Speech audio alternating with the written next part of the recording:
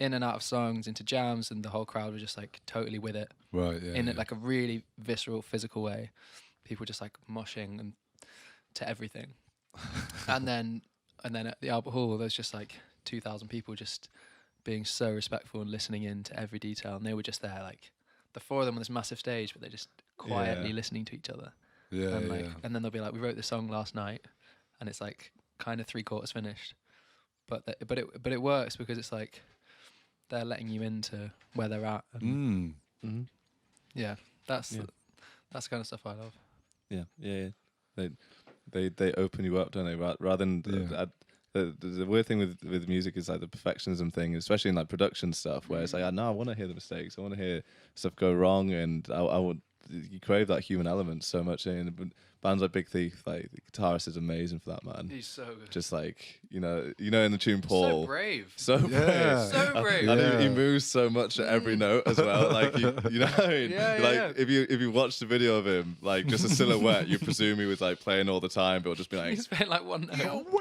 yeah. It's amazing. And you can hear the like, because I think I've had similar moments in the studio where like, that's really cool, but let's replace that and do that, and then if you do that and that and that, and then like cut that bit off and then fade that and then add that in there and then add reverb and then it just sounds really nice. But then with Big Thief, it's like it feels like I was talking to Jack March, who's a guitarist in Silhouette. Yeah.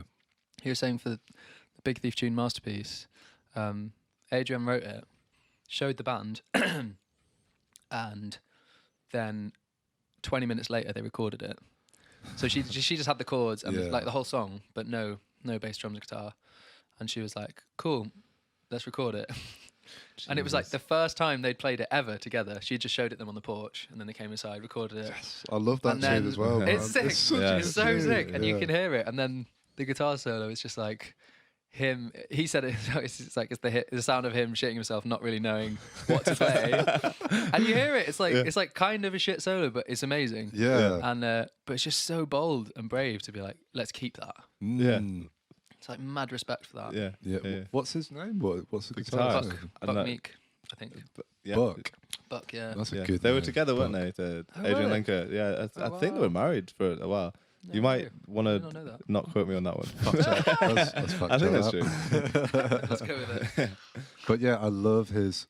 I think his approach is like just not even about notes. It's just about like the sound, like the sonics of like what he can do with that instrument. So it's just like the notes don't even fucking matter, man. It's No, Yeah, like particularly in Exactly. that tune, it's just like it's all over the shop harmonically. It doesn't fucking matter, man. No, It's just exactly. Yeah. like it's just happening. you Yeah, know? It's just yeah, like I love yeah. that. It's such a Yeah. interesting way to like just flip the instrument and be like Yeah. Totally. throw the rule book out. Just be Yeah. like, He's a proper guitar hero of our generation, I think. yeah, man, he's In a new he's way. cool. I think we're all guilty, like particularly like you guys like music college, we're also guilty of like being constricted by that sometimes, like sort of the right and the wrong notes. And I know I was for ages, and then as soon as you let go of that shit, it's just like So much it easier. opens much up, better. man. The world fucking opens up. Yeah, And it's funny because like you like in college, you're like analyzing some of this stuff. Do you know what I mean? You're like, how the fuck do they do that or something? And it's like they're not.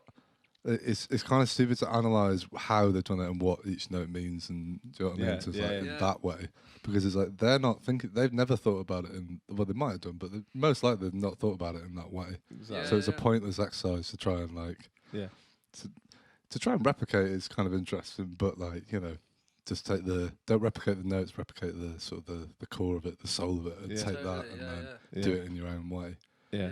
Um, And yeah, really don't think about it too much as well. That's like yeah, that's it, man. the most important thing with it as well, isn't it? It's kind of like if you think you lose, do you know, like you, you could spend hours transcribing something George Benson did. He's an example of like, I don't know why on earth you do that, but if you want to do it, like, do you see what I mean? Yeah. Whereas he Want to be wouldn't. alone. I know, Jesus. But this is what I mean. And in music college, you might be like, oh, that's a good idea. But like he wouldn't have a clue what's going on. When he's like trying to talk about it, it's like it's a G, it's a C, or something. He doesn't know, man. He's just hearing something, and he's just feeling something, and then it's a way more direct way of getting it out, isn't it? Yeah. And yeah, that's what it comes back down, and that's what Big Thief are so good at as a band. And when they're like playing tunes live and they're just pushing, pulling it all over the shop as well. amazing. I love how they do that. Yeah. It's music that breaks apart, isn't it? Yeah, Just like, exactly, yeah.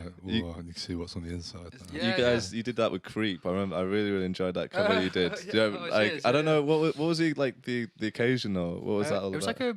it was a thing called Janky Jukebox, which was run by a band called Vantage Project, an amazing band from Manchester. Have been doing all these.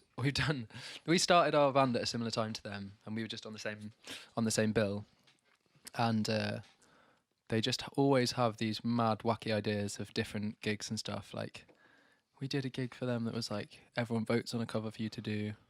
And everyone had these We had to do like I Believe in a Thing Called Love. And Hazy was on it and he had to cover The Messiah by Handel. Right. Not the whole thing, but like part. And they were just doing it for charity in the pandemic. Like getting loads of people and voting for covers. And then I think everyone could submit a cover and then it was drawn out of a hat.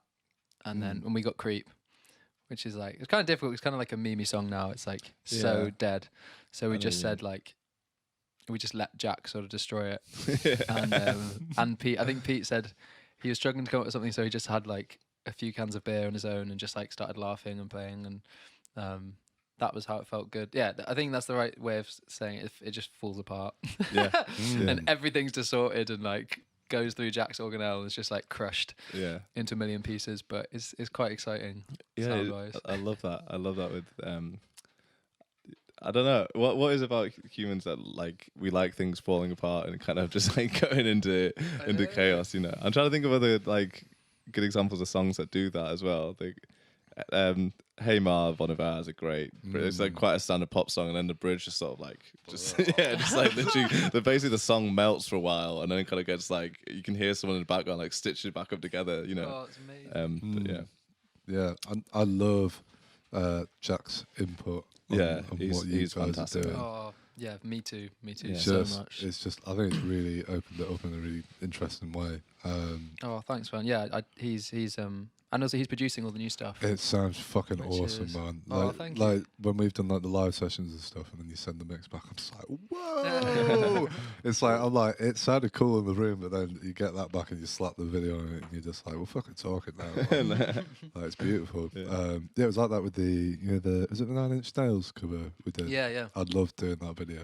That was just so fun. the one take. Just there's something so magical about that. Like, you know, it all just kind of lines up. Like, you know, you guys get the right take, I get the right take. That and was it's it. Yeah, sort of- that really happened on that track. yeah, man. I remember we were like super tight for time on that one as well. And it's just like, right, we just got to fucking We're just gonna get do it. It's like it's the last while that we've got to fucking do Oh it. yeah, I like, forgot that. yeah. Yeah, because we spent the whole time doing Kelpius, and then we're like, we got half an hour, so we just kind of rushed it. We're like, we'll just play it, and we did it. And I don't even think about it at the time. No. We're like, oh, that was cool. And then it was like the next few days. Oh, actually, when we put it out, I realised it's been like one of the best things we've done. For whatever in that moment, it just happened, and we all just love it. Like it just happened for whatever reason. I love that, man. I love that. That was a cool day. There is something about the one shot style that I love. There's just another layer of like intimacy to Definitely. it. Do you know what I mean? You're just with it as it's happening, and you kind of wanting to see what's coming next. You know what I mean? Yeah. It's like it's not even up to them. It's like it's up to me. But I love that. There was something. And for ages in my life, I was trying to figure out what that thing was, because it's a similar thing to like when you're jamming and it's like a fucking awesome moment. Everyone's like, whoa. Same feeling that I get when doing like filming the one shot, and it lands in the right way. And I realized, it's just like presence. It's like everyone was like in the moment, and something That's just goes it. boing, and it's just like it's there.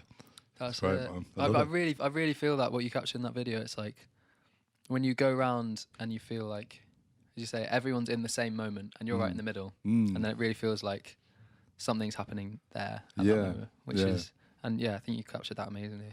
Thanks, Charlie. That was beautiful. Jack's. I don't know if Jack's watching, but I think you're great at what you do. You're a wizard, Brian. man. He is a wizard. Yeah. Jack gives zero fucks as well. That's the beautiful thing about Jack and his Truly. input. And he's like so authentically strange in like the best way, and he's so like in terms of like what as a person kind of, Right. but also like in the art he likes. And Like he's been listening to loads of like, I can't remember this guy's name is. Just this guy who like it's kind of like an outsider music artist. Okay. And this is annoying explaining that I don't have the name, but basically he was this guy, and he made like album after album, and he'd just get like a preset on a Casio keyboard and play it. That was the instrumental for every song on the album. And then he just talks about whatever. One of them's like, he just talks about his life, like kind of sing rap talks about his life. Right. He's like, I love going to McDonald's, getting the burger, rock and roll McDonald's. He's like obviously a pretty strange guy, but it's like on a non-ironic level, Jack connects to that pretty deeply. Like, and I think it's just like the honesty and the freedom that, and Jack definitely connects to that. I think it's really interesting because he made a lot of weird music at college. Like, he'd make loads of stuff with like stuff called like Dogfinger, where he'd like be him shouting Dogfinger like 100 times and then like compressing it, putting loads of noises on it. And like, I think for a long time he laughed it off because we all laughed. It's just like a ridiculous thing to spend 4 hours on, or more than that. And you should have another one. It's called like Oink, and it's like a pig that squeaks, and he got like an orchestra of pigs squeaking. And then he like puts it through his synth, and it's like 5 minutes long. It's fucking brilliant. Is any of this stuff like? Is it just stuff he shows you? He released a project called Egg on Bandcamp. So go check it out. I'm gonna look at that. And I think through listening to this outside music and like connecting it to it generally, even though like most people would not connect it. Most people say it's not music. Most people say it's, laugh at it. But then I think the fact that Jack's connected with it, he's then said, I actually feel more okay to be serious about Egg or Dogfinger or Oink. As like, I think just because we laugh, it doesn't make the art less like serious itself. No, man. And like comedies are pretty. It's something, I don't know. You kind of take that seriously as well. Totally. Like, it's like a legit thing. It's as legit as anything else. So Jack kind of wins in all that. Thank you for listening. Be sure to subscribe to the podcast to catch up on new episodes every week.